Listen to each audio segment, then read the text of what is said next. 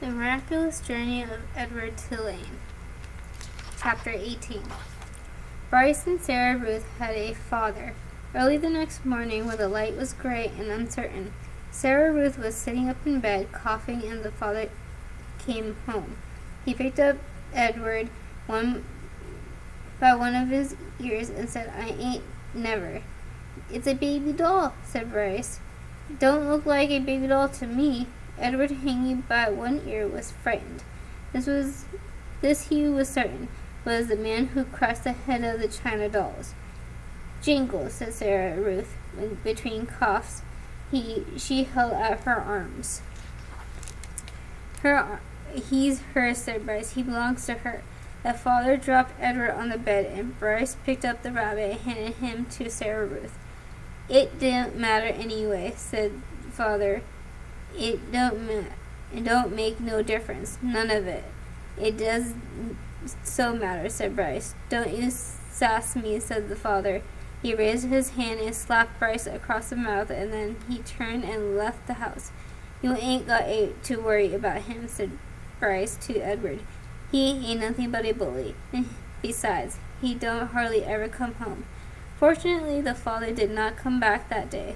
Bryce went out to work, and Sarah Ruth spent the day in bed, holding Edward in her lap and playing with a box filled with buttons. "Pretty," she said to Edward as she lined up the buttons on the bed and arranged them into different patterns. Sometimes, when coughing fit particularly bad, she squeezed Edward so tight that he was afraid he would crack into. Also, in between coughing fits, she took a sucking on one of the others of Edward's ears. Normally, Edward would have found intrusive, clinging behavior of that sort very annoying. But there was something about Sarah Ruth. He wanted to take care of her. He wanted to protect her. He wanted to do more for her. At the end of the day, Bryce returned with a biscuit for Sarah Ruth and a ball of twine for Edward. Sarah Ruth held the biscuit in both hands and took small, attentive bites. "You eat that all up, honey. Let me hold Jingles," said Bryce. "Him and me got a surprise for you." Bryce took Edward off in a corner of the room, and with the pocket knife he cut off lengths of twine and tied them to Edward's arm and feet, then tied the twine to sticks of woods.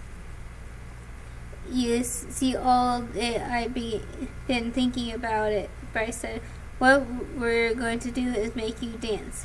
Sarah Ruth loves dancing. Mama's used it to hold on to her and dance in her around the room. "You eating that biscuit?" Bryce called to Sarah Ruth. "Uh-huh," said Sarah Ruth.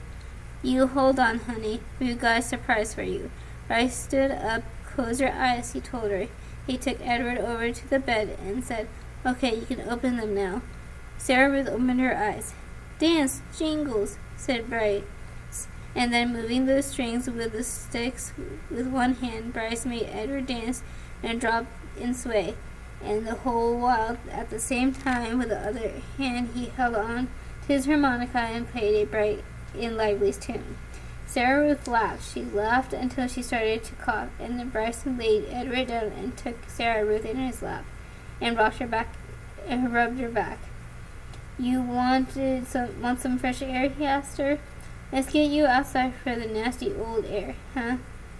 Bryce carried his sister outside. He left Edward lying on the bed and the rabbit staring up at the smoke-stained ceiling.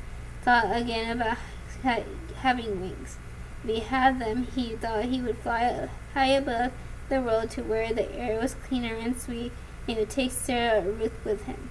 He would carry her in his arms, surely so high above the world she would be able to breathe without coughing. After a minute, Bryce came back inside, still carrying Sarah Ruth. "She wants you too," he said. "Jingles," said Sarah Ruth. She held out her arms. So Bryce held Sarah Ruth, and Sarah Ruth held Edward, and the three of them stood outside. Bryce said, "You got to look for falling stars. Them are the ones with magic." They were quiet for a long time, all three of them looking up at the sky. Sarah Ruth stopped coughing. Edward thought that might Maybe she had fallen asleep. There, she said, and she pointed to a sky streaking through the night sky. Make a wish, honey, Bryce said, his voice high and tight. That's your star. You make you a wish for anything you want. And even though it was Sarah Ruth's star, Edward wished on it too.